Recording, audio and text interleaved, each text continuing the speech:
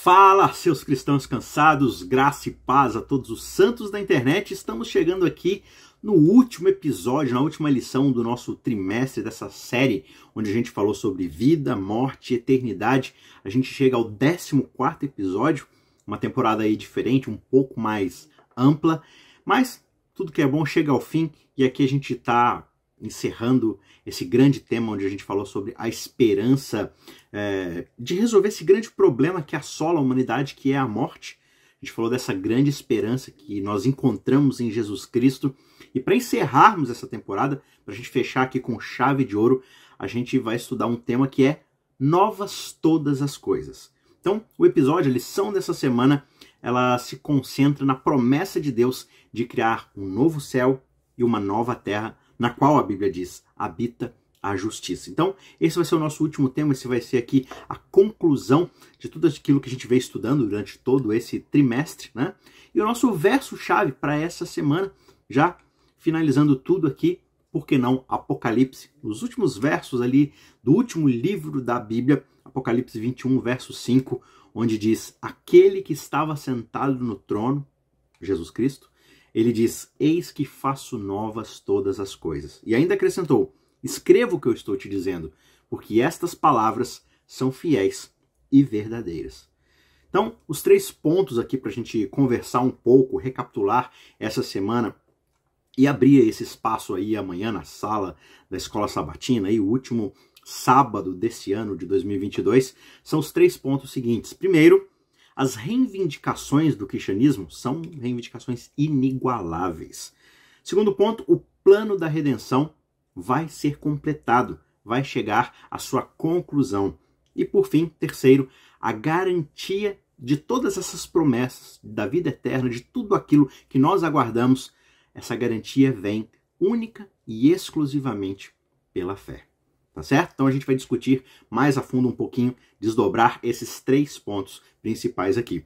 Antes da gente ir, eu tenho alguns recados para você, a gente está encerrando o ano e, infelizmente, eu não consegui fazer aqui a resolução que eu tinha feito para esse ano, que era de postar um vídeo todos os dias, e aqui nessa reta final de novembro, dezembro, as meditações acabaram se embolando um pouco ali, eu acabei parando lá no dia 7 de dezembro e não completei, mas eu vou postar os vídeos finais aqui de dezembro no decorrer de janeiro, para a gente ter a coleção completa aí das 366 meditações. Então, se você quiser, por exemplo, começar o ano de 2023 já com essa meditação novamente, ou talvez pela primeira vez, você pode entrar no canal Cristãos Cansados, vai lá nas playlists, procura por capa a capa e você vai estar lá os vídeos, você vai ver eles elencados, organizados já nas datas oficiais de 1º de janeiro até o final.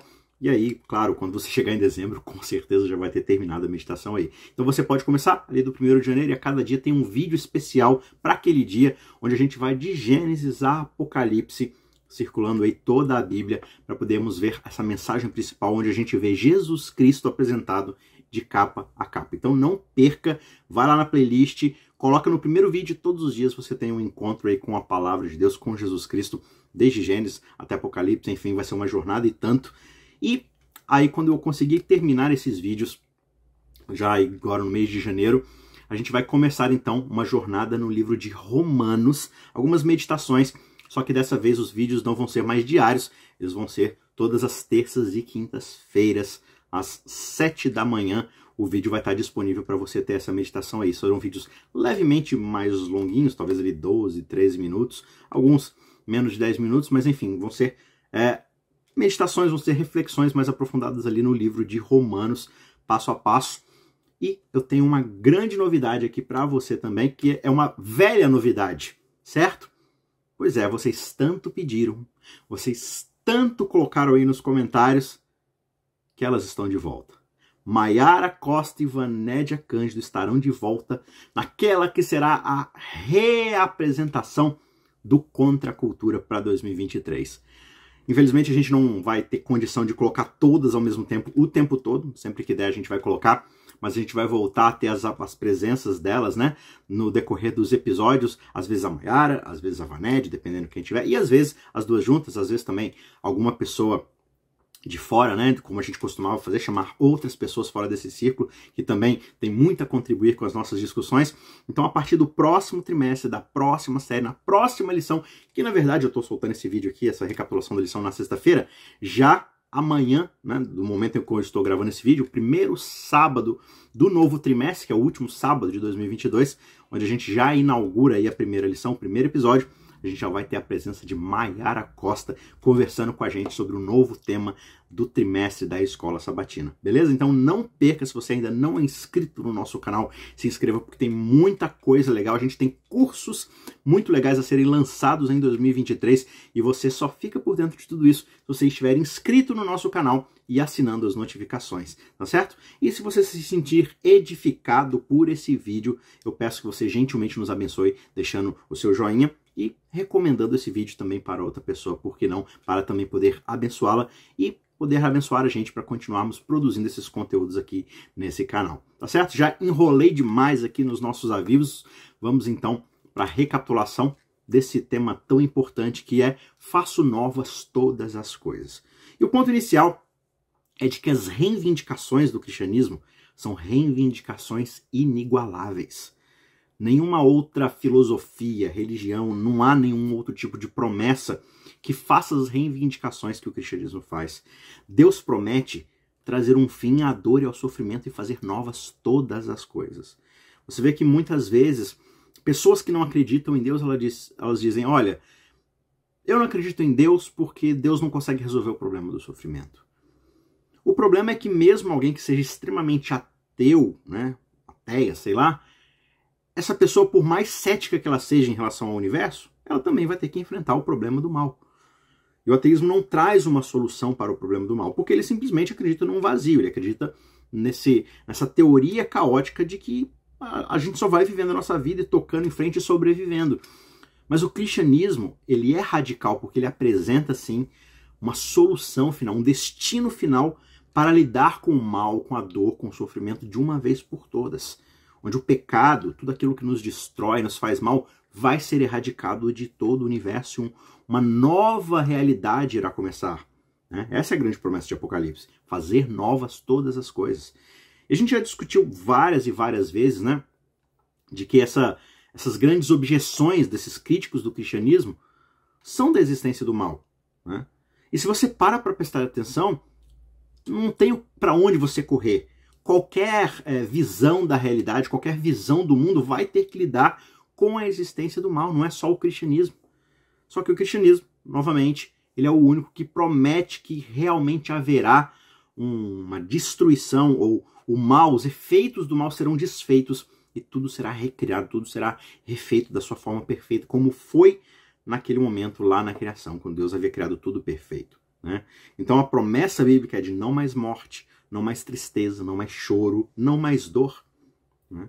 O Apocalipse 65, verso 19, tem essa promessa no Antigo Testamento, e Apocalipse 21, 4 também apresenta aqui no final do Novo Testamento, né, a promessa de um novo céu, de uma nova terra, de todas as coisas na sua mais perfeita harmonia, dentro de uma segurança eterna, que só alguém que de fato entregou tudo de si como Deus e como homem é capaz de unir todo o cosmos dentro da segurança de que as suas promessas são reais, porque ele pagou o preço definitivo e não só, como a gente viu em lições anteriores, não só ele morreu pelas suas promessas, mas ele ressuscitou para garantir o cumprimento dessas promessas. Então nada mais irá nos ferir, nada mais irá nos destruir. Né? Você tem essas imagens proféticas do Antigo Testamento, né, de animais selvagens lidando com animais domésticos, com animais que são muitas vezes presas dos caçadores, né? Eles ali em harmonia. Você vê promessas de fato de fartura, de paz, de abundância. Tudo isso por quê? Porque quando a gente olha ao nosso redor, quando a gente contempla a nossa realidade, a gente percebe o quanto as nossas vidas, elas realmente não são completas, não são satisfatórias. Raramente você vai encontrar alguém que diz assim, olha, eu tenho uma vida satisfeita, completa, eu tenho de tudo aqui. Alguma coisa vai estar faltando. E a gente corre o tempo todo em ciclos, a gente nunca está satisfeito, a gente nunca chega nesse momento final onde a gente diz, não, o sentido da minha vida foi completo, foi realizado, eu não preciso de mais nada. Só que a promessa bíblica é essa, um planeta inteiramente novo, com uma capital inteiramente nova, com a realidade toda convergindo para um propósito de vida que nos satisfará pelo resto da eternidade. E no caso da gente ter tentado a questionar essas promessas que são feitas no contexto bíblico, ou de pensar que elas são simplesmente alegorias, são filosofias para a gente encontrar algum tipo de iluminação interna, para a gente resolver os nossos problemas aqui nesse mundo por conta própria, né? Tentando alcançar alguma sabedoria humana aqui para a gente realizar por nossas próprias mãos a resolução do problema do mal. O Senhor Jesus diz lá ao profeta João em Apocalipse: escreve essas palavras, porque essas palavras são fiéis e elas são verdadeiras. Elas irão se cumprir. Elas não são promessas vazias ou ensinos filosóficos. Elas são reais, tão reais quanto o próprio Cristo pisou e andou nessa terra.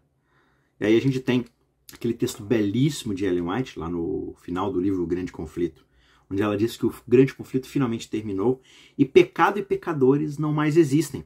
O universo inteiro está purificado. Uma única palpitação de harmonioso júbilo vibra por toda a criação, toda a vasta criação. E daquele que tudo criou emanam vida, luz e alegria por todos os domínios do espaço infinito. Desde o minúsculo átomo até o maior de todos os mundos, todas as coisas, animadas e inanimadas, em sua serena beleza, em seu perfeito gozo, declaram que Deus é amor. Essa é a grande promessa que está para se cumprir. E é nessa promessa que a gente vive e caminha cada dia pela fé. Baseado nessa promessa, indo em direção a essa promessa. E essa promessa, e aqui a gente parte para o segundo ponto da nossa discussão, ela na verdade acontece por quê? Porque ela é o final, ela é o destino final desse grande plano de redenção que está sendo completado, que será completado de uma vez por todas. E quando a gente começa a ver as descrições que Apocalipse faz da nova terra, do céu, da terra restaurada, né? A gente percebe uma coisa muito curiosa de que não haverá templo na Nova Jerusalém. E aí você começa a se perguntar, mas se o templo ele é tão central dentro da religião bíblica, dentro do plano da redenção, por que não existe mais templo na Nova Jerusalém? E aí a gente começa a entender que não há mais templo, porque o trabalho para o qual o templo foi criado, o propósito para o qual o templo foi criado, ele terá sido finalizado. Todos os objetivos, todo o planejamento para o qual o templo existia, tudo chegou ao seu fim, à sua finalidade. O objetivo desse templo celestial, dos seus serviços e tudo mais, era mostrar ao ser humano que o pecado precisava ser lidado e apresentar a solução para o pecado, que é, na verdade, o derramamento do sangue do próprio Cristo, né? E salvar a humanidade.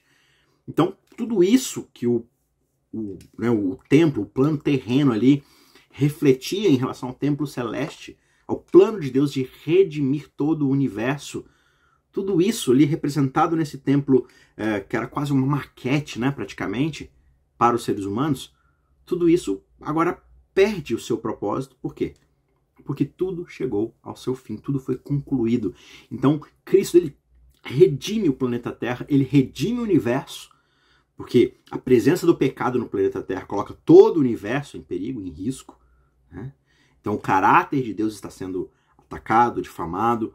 Então, o santuário é apresentado para poder redimir a Terra, redimir o universo, vindicar o nome de Deus, o caráter de Deus para toda a humanidade, para todos os seres criados, para todos os anjos, para todo mundo, para demonstrar que Deus é verdadeiro nas suas palavras, nos seus planos, no seu propósito, e o seu poder é um poder de amor, e não um poder coercitivo. Então agora, essa nova terra, esse novo céu é apresentado, onde a presença de Deus agora se faz uma realidade ao redor de todos nós, ao redor de todo o universo. Não mais uma santidade, uma glória restrita, confinada a um lugar que é chamado de Santíssimo, onde só alguns poucos e por alguns raros momentos podem adentrar na presença de Deus e contemplar a sua glória. Mas não, agora, Isaías vai dizer, as pessoas vêm de todos os lugares, de um sábado a outro, de uma lua nova a outra, as pessoas vêm para adorar a Deus e vê-lo face a face. Essa lei, digamos assim, cerimonial, né, que era a lei que girava em torno do templo, que governava o templo, ela era simplesmente para poder responder a um propósito muito particular nesse plano de Cristo para salvar a raça humana. E esse plano era, na verdade, essa provisão que foi feita por Jesus Cristo em conselho com seu Pai para poder ajudar na salvação da raça humana. Então, além de tudo isso, o santuário ele serviu ao propósito de ocultar a glória de Deus, para que Deus pudesse continuar se comunicando com o homem caído, passando suas instruções, passando sua verdade, a sua vontade, e manter o ser humano orbitando na realidade do seu Criador. Então, esse templo que foi erigido para essa morada divina, que na verdade, né, a gente usa a expressão morada divina porque Deus escolheu aquele lugar para se manifestar, mas não era um lugar que poderia conter a presença divina, né, na sua completude, mas era simplesmente esse ambiente que se destinava a ser uma lição objetiva para Israel e para todo mundo. Então, desde os séculos eternos, era o desígnio de Deus que todos os seres criados, desde os luminosos e santos serafins, os anjos, até o homem, até a criatura, fossem um templo para a morada do seu Criador.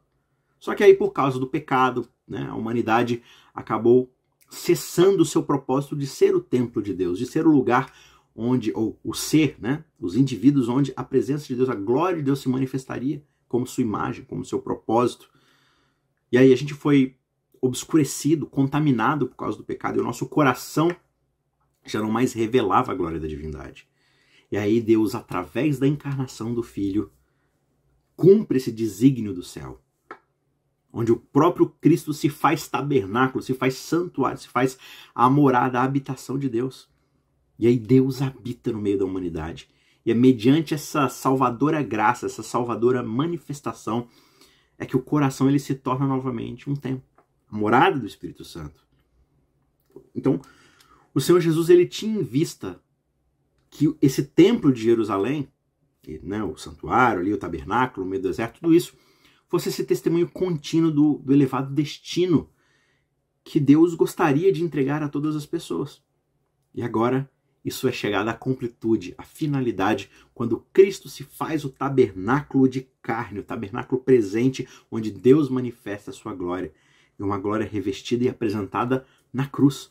Uma glória sacrificial, uma glória serviçal, que apresenta misericórdia, graça e salvação para todos aqueles que então creem.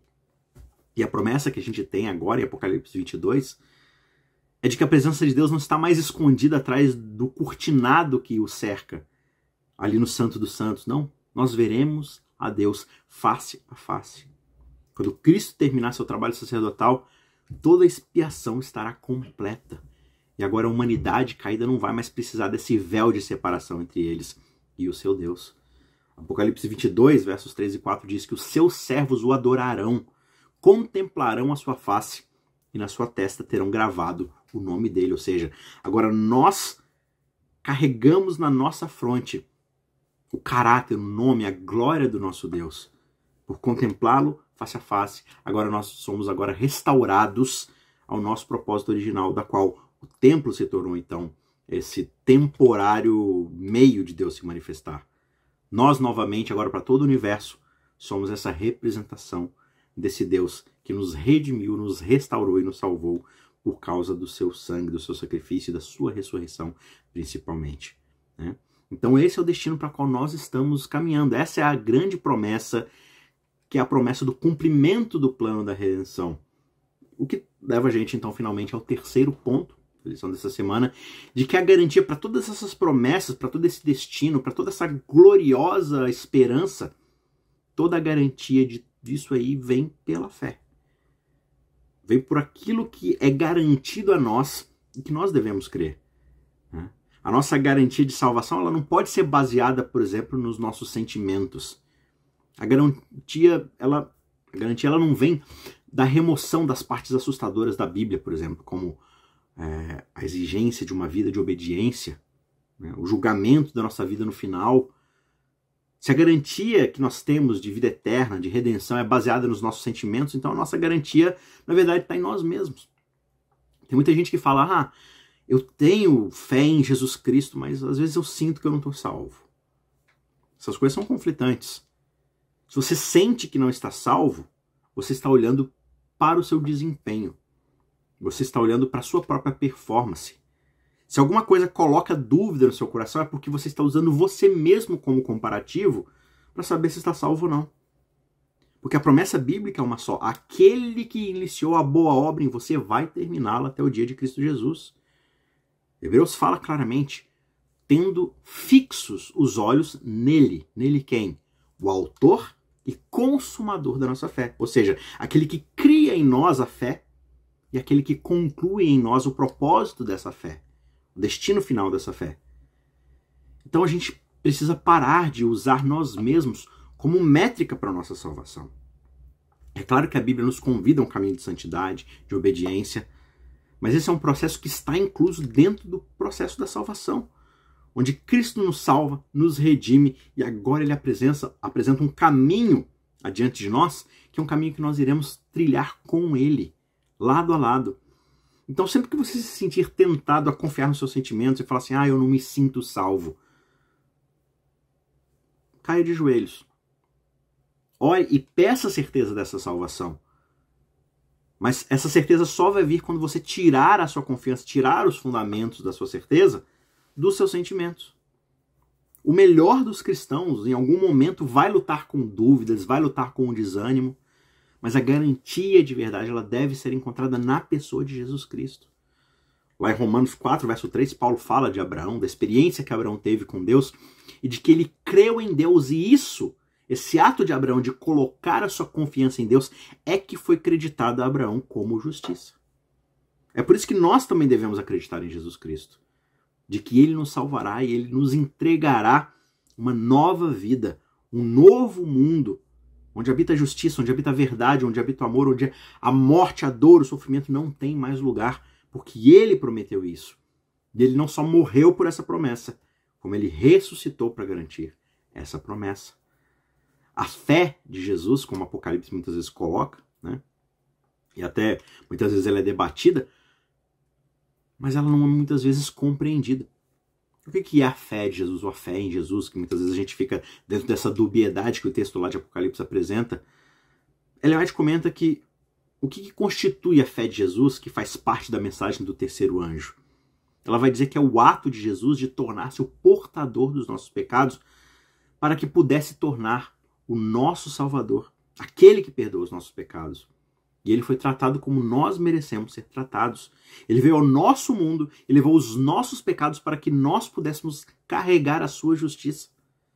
E a fé nessa capacidade de Cristo para nos salvar de forma ampla, completa e total, essa é a fé de Jesus. A confiança que Cristo teve no seu Pai, a ponto de entregar a sua vida nas mãos do seu Pai e falar, Pai, eu gostaria de não ter que passar por isso, mas seja feita a tua vontade. Nas tuas mãos eu entrego o meu espírito. Essa é a fé salvadora que nos é entregue, se nós aceitarmos. Essa é a fé transformadora, essa é a fé salvadora. Então, quando você é tentado a confiar nos seus sentimentos, lembre-se, a fé que salva você não é a sua fé final e inabalável. É a fé que Jesus Cristo teve no seu Pai, que o levou até o final. E que agora você pode confiar porque aquele que fez a promessa é fiel, é íntegro, tem fé. É a fé de Jesus que nos salva no fim das contas. E essa fé é inabalável e está disponível para todo aquele que aceitar. Para concluir esse trimestre, para concluir essa lição, vai aqui o último texto para a gente refletir. Comentando a respeito, do novo céu, da nova terra, João diz lá em Apocalipse 21, 22, nela não vi templo, porque o seu templo é o Senhor Deus Todo-Poderoso e o Cordeiro. Está lá em Apocalipse 21, verso 22. E aí, comentando sobre esse texto, Ellen White diz que o povo de Deus tem o privilégio de entreter franca comunhão com o Pai e o Filho, ou seja, um relacionamento aberto, franco, transparente. Paulo vai comentar lá em 1 Coríntios 13, 12, agora nós vemos por espelho, em enigma. Ou seja, agora a gente vê de forma turva, a gente não vê completamente.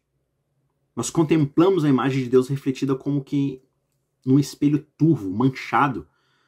A gente observa nas obras da natureza, no seu trato com os homens, mas a promessa é de que naquele dia nós o conheceremos face a face. Não haverá mais um véu que obscurece, que mancha, que deixa turvo a nossa visão. nós estaremos na sua presença e contemplaremos a glória de seu rosto para toda a eternidade. E cada olhada, cada mirada, cada contemplação do seu rosto será para nós mais uma transformação da nossa vida, mais uma aproximação a cada dia de sermos essa imagem transparente, vívida, HD, full screen, 4K, cada vez mais próxima de sermos a sua imagem e semelhança e cumprimos finalmente o propósito para o qual nós fomos criados. E aí sim, encontrarmos plenitude para a nossa vida nesse novo mundo, nessa nova terra, nesse novo céu, da qual a justiça, o amor, a graça e a misericórdia de Deus habitarão para todo sempre. E nós habitando ali com esse Deus maravilhoso. Tá certo? Espero que você tenha aprendido muita coisa no decorrer desse trimestre, dessa série. Um feliz 2023 para você, um ano cheio de estudo da palavra de Deus, de fé, de relacionamento com esse Cristo maravilhoso. Eu espero que 2022 tenha sido um ano de crescimento para você, onde você tenha aprendido mais coisas sobre esse Deus. E a gente se despede aqui desse 2022 e o canal continuará aqui enquanto a gente conseguir apresentando a você essas mensagens tão maravilhosas da palavra de Deus para a gente ir estudando juntos, discutindo, conversando.